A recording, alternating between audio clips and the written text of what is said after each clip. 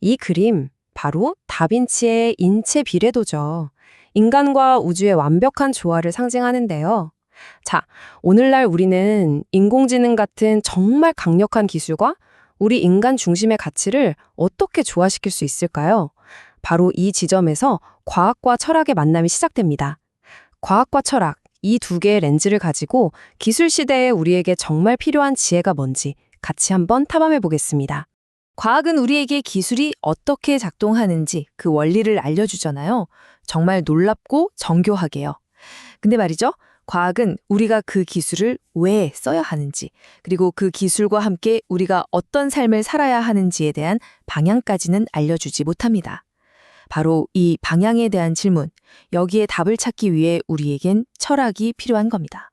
생각해보세요. 현대 기술은 우리 앞에 뭐든지 할 수 있어 라고 말하는 가능성의 지도를 쫙 펼쳐 보여주고 있어요. 그런데 길이 너무 많아요. 이 수많은 길 중에서 대체 어디로 가야 할까요? 방향을 알려줄 나침반이 없다면 우리는 이 엄청난 지도 위에서 길을 잃을 수밖에 없겠죠. 철학이 바로 그 나침반이 되어줄 수 있다는 이야기입니다.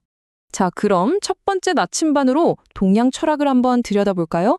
동양의 지혜는 자연과의 조화, 모든 것의 연결, 그리고 균형을 아주 중요하게 생각합니다. 기술이 인간과 자연을 지배하는 도구가 아니라 그 일부로서 함께 살아가는 길을 보여주는 거죠. 유교의 핵심을 딱 두 단어로 말하라면 조화와 책임이에요.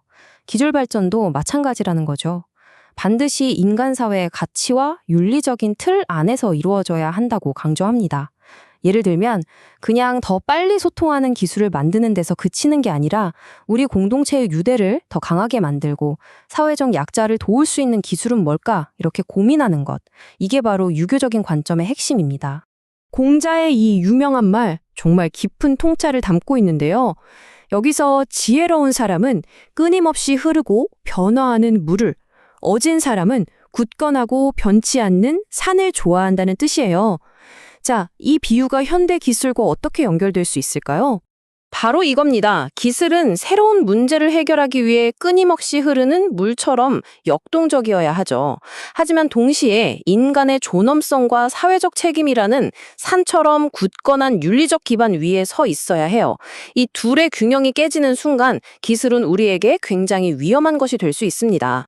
자, 이번에는 불교의 지혜로 한번 넘어가 보죠. 이 거미줄처럼 불교에서는 이 세상의 그 어떤 것도 혼자서는 존재할 수 없다고 봐요. 모든 것이 서로의 원인이자 결과가 되어서 아주 촘촘하게 얽혀 있다는 거죠. 이걸 연기법이라고 합니다. 이것이 있으므로 저것이 있다. 이 연기법의 원리는요, 놀랍게도 현대 복잡계 과학의 통찰과 아주 많이 닮아 있어요. 우리가 편하게 쓰는 배달 앱 하나가 동네 골목 상권에 어떤 영향을 미치는지, SNS의 알고리즘이 우리 사회의 양극화를 어떻게 더 심하게 만드는지, 기술의 이런 나비 효과를 우리가 깊이 생각해봐야 하는 이유가 바로 여기에 있는 겁니다. 다음은 도교입니다. 도교의 핵심은 간단해요. 자연을 지배하거나 억지로 거스르려고 하지 않고 그 거대한 흐름에 순응하면서 조화를 이루는 겁니다. 최고의 길은 억지로 만들어내는 게 아니라 이미 존재하는 자연의 길을 따르는 것이라는 거죠. 상선약수. 이 말은 도교의 이상을 정말 잘 보여주는데요. 생각해보세요. 물은 항상 가장 낮은 곳으로 흐르면서도 모든 생명을 키워내고 그 어떤 것과도 경쟁하거나 다투지 않잖아요. 유연하고 모든 걸 포용하고 또 이롭게 하는 존재. 어쩌면 이게 바로 기술이 본받아야 할 모습 아닐까요? 이 두 가지를 비교해보면 확 와닿죠.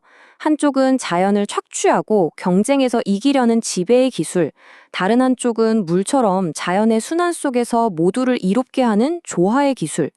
오늘날 우리가 그렇게 중요하게 생각하는 재생 가능 에너지가 바로 이 상선약수의 철학을 기술로 구현한 아주 좋은 예라고 할 수 있겠습니다. 자, 이제 무대를 서양으로 한번 옮겨볼까요? 서양 철학은 신이 왜? 라고 묻던 신화적 세계관에서 벗어나서 이성과 논리를 통해 세상을 이해하려는 시도에서 시작됐습니다. 바로 이 전통이 오늘날 우리가 아는 과학적 방법론의 뿌리가 된 거죠. 이 흐름을 한번 보세요. 탈레스부터 데모크리토스까지 이들의 질문은 신이 왜 세상을 만들었는가가 아니었어요. 세상은 무엇으로 이루어져 있는가였죠. 바로 이 관점의 전환, 신의 이야기가 아니라 인간의 이성으로 세계의 법칙을 찾으려는 위대한 여정의 시작이었습니다. 엠페도클레스가 말한 4원소설부터 데모크리토스의 원자론까지 이들의 공통점이 뭐냐면요. 복잡한 현상을 아주 기본적인 구성 요소로 나누어서 분석하려고 했다는 점이에요. 바로 이 분석적인 사고방식이 현대 과학의 탄탄한 토대를 만들어준 거죠. 고대의 이런 이성적인 탐구는 세상을 분석하고 이해하는 과학적인 방법론으로 발전했고 그 결과 인류에게 전례 없는 강력한 힘, 바로 기술을 안겨주었습니다.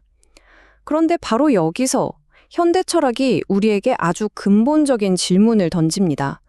이 강력한 힘을 가진 우리는 대체 어떤 책임을 져야 하는가? 이 질문에 대해서 칸트는 아주 명확한 원칙 하나를 제시합니다. 인간, 그 자체를 목적으로 대하라는 거죠. 기술의 효율성이나 이익 때문에 인간의 존엄성이 수단으로 떨어져선 절대 안 된다는 이 경고. 특히 인공지능이나 생명공학 기술을 다루는 오늘날 우리에게 더 큰 울림을 주는 말입니다. 아리스토텔레스는 여기서 한 걸음 더 나아가서 기술을 포함한 모든 인간 활동의 최종 목표는 행복, 즉 에우다이모니아에 있어야 한다고 말했어요. 근데 여기서 말하는 행복은 그냥 즐거운 감정이 아니에요. 인간의 잠재력이 온전히 실현된 그런 좋은 삶을 의미합니다. 사진 속 건강 웨어러블 기기처럼 기술이 인간의 더 건강하고 충만한 삶을 돕는다면 그것이야말로 진정한 의미의 인간 중심 기술이겠죠. 그리고 한스 요나스는 우리의 책임 범위를 미래로까지 확장시킵니다. 우리의 기술적인 선택이 지금 당장뿐만 아니라 우리 다음 세대, 그리고 지구 전체의 생존 가능성과 어긋나지 않아야 한다는 책임의 원칙을 제시했죠. 지속 가능한 기술이 왜 필요한지 이보다 더 강력하게 말할 순 없을 겁니다. 자, 지금까지 동양과 서양, 고대와 현대를 넘나들면서 다양한 철학적 지혜들을 살펴봤습니다. 그럼 이 지혜들이 어떻게 하나의 그림으로 합쳐져서 기술의 방향을 제시하고 말 그대로 영혼을 불어넣을 수 있을까요? 결국 이 지도와 나침반 비유로 모든 게 요약되는 것 같아요.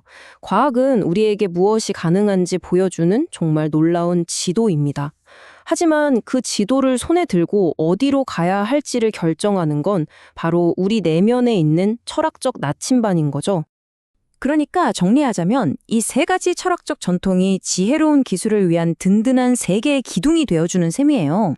동양의 조화는 지속 가능성의 방향을 알려주고, 서양의 이성은 기술적 신뢰성의 기반이 되어주고, 그리고 현대의 책임에 대한 성찰은 인류를 위한 윤리적 기준을 세워주죠. 이 세 기둥이 함께할 때 비로소 기술은 인간을 위한 위대한 도구가 될 수 있습니다. 마지막으로 이 질문을 여러분께 던지면서 마무리하겠습니다. 여러분이 매일 쓰는 스마트폰, SNS 알고리즘, 그 안에는 과연 어떤 철학이 담겨 있을까요? 그 기술은 우리를 수단으로 보고 있을까요? 아니면 목적으로 대하고 있을까요? 이 질문에 대한 여러분 각자의 답을 찾아가는 그 과정이야말로 기술 시대를 살아가는 우리에게 필요한 지혜의 시작일 겁니다.